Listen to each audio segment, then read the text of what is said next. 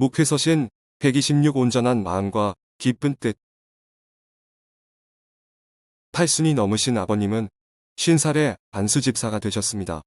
그리고 몇 년이 안 돼 아들이 개척교회를 시작하면서 함께 하셨습니다. 말없이 눈물과 기도로 10여 년 아들이 담임 목사인 교회를 충성스럽게 섬기셨습니다.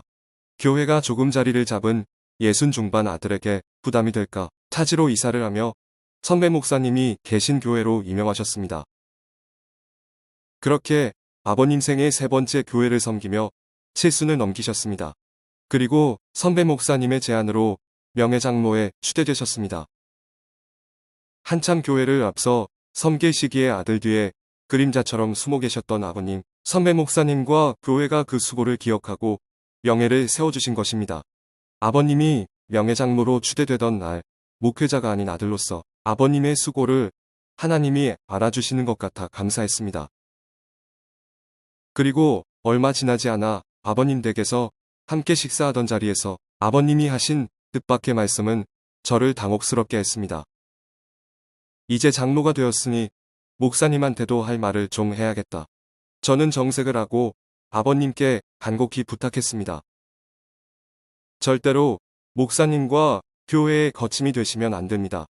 혹여 걸림이 있거나 불편한 게 있으면 제게 말하시면 목사님께 전하겠습니다. 지금까지처럼 부족한 사람이 주의 교회를 섬길 수 있어 감사할 뿐이라는 은혜의 마음을 결코 잃어버리시면 안 됩니다. 대략 이런 내용의 부탁을 하고는 한동안 아버님을 위한 기도를 놓을 수 없었습니다.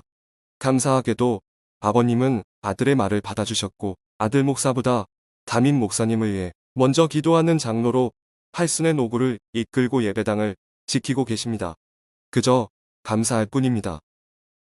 저는 그 일로 생각이 깊었습니다. 사람은 은혜를 잊는데 너무나 빠르구나. 은혜를 잊고 감사가 그치면 누구라도 마음이 굳어질 수 있겠구나. 나 또한 은혜를 잊는 순간 얼마든지 심령이 완악해질 수 있겠구나. 다윗은 이스라엘의 지도자들을 모아 성전 건축에 대한 하나님의 뜻을 전했습니다. 그는 하나님이 성전 건축을 위해 여러 아들 중에서 솔로몬을 택하셨다고 말했습니다. 그리고 솔로몬에게 하나님이 어떤 분인지를 말해주고 하나님이 맡기신 성전 건축의 사명을 힘써 행하라고 당부했습니다. 다윗이 솔로몬에게 당부했던 핵심은 눈에 보이는 성전 건축 이전의 마음의 온전함이었습니다. 너는 내 아버지의 하나님을 알고 온전한 마음과 깊은 뜻으로 섬길지어다. 왜냐하면 하나님은 모든 마음을 감찰하시고 모든 의도를 아시는 분이기 때문입니다. 중심을 보시는 하나님의 마음에 합한 사람이었던 다윗은 아들도 하나님께 합한 사람이길 원했던 것입니다. 모든 마음을 감찰하시고 모든 의도를 아시는 하나님께 합한 마음은 어떤 마음입니까? 하나님을 아는 마음, 온전한 마음과 깊은 뜻으로 섬기는 모습은 어떤 모습입니까? 하나님 앞에 온전하고 기쁜 마음은 나 같은 사람을 택하셔서 주의 일꾼 삼으신 하나님의 은혜를 기억하고 감사하는 마음입니다. 다윗은 자기가 잘나고 능력 있어 왕이 된 것이 아니라 오직 하나님의 택하신 은혜 때문이라고 고백했습니다. 이스라엘 하나님 여호와께서 전에 나를 내 부친의 온 집에서 택하사 영원히 이스라엘 왕이 되게 하셨나니. 늙은 다윗의 마음에 하나님을 향한 감사가 여전했습니다. 다윗은 하나님이 유다 지파를 택하시고 하나님이 유다 가문에서 부친 이새의 집을 택하시고 하나님이 아들 중에 자신을 기뻐하사 온 이스라엘의 왕으로 삼으셨음을 잊지 않았습니다. 그리고 오늘 아들 솔로몬을 왕으로 삼아 성전을 건축하게 하신 것도 하나님의 택하심이었다고 증거합니다. 그러나 다윗도 한때 택하신 은혜를 잊었던 때가 있었습니다.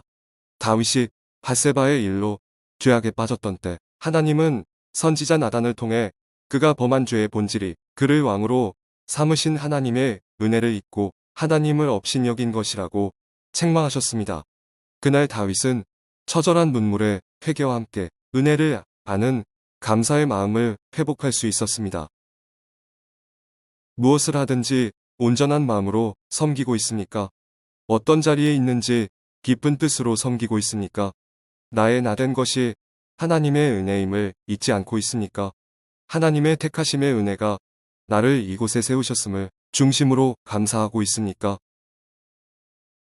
은혜를 잊고 감사를 잃어버린 마음이 일그러진 병든 마음입니다. 코로나19와 함께 살아가면서 깨닫는 것이 있습니다. 모든 것이 다 은혜였습니다. 사는 것이 은혜요, 함께하는 것이 은혜였습니다. 무엇인가 할 수 있는 것이 은혜요, 열매를 거두고 누릴 수 있음이 은혜였습니다. 은혜 아닌 것이 아무것도 없습니다. 잠잠히 우리를 택하시고 세우신 은혜를 생각하며 감사를 노래하는 한 날이 되길 축복하며 기도합니다. 사진 우기의 끝자락 그나마 불을 볼 수 있던 유대 광야 길과 같은 인생길을 걸으며 나지막이 하나님의 은혜를 불러봅니다. 은혜 아니면 살아갈 수가 없네. 호흡마저도 다 주의 것이니 세상 평안과 위로 내게 없어도 예수, 오직 예수뿐이네. 2020년 12월 16일 수요일 아침 권종렬 목사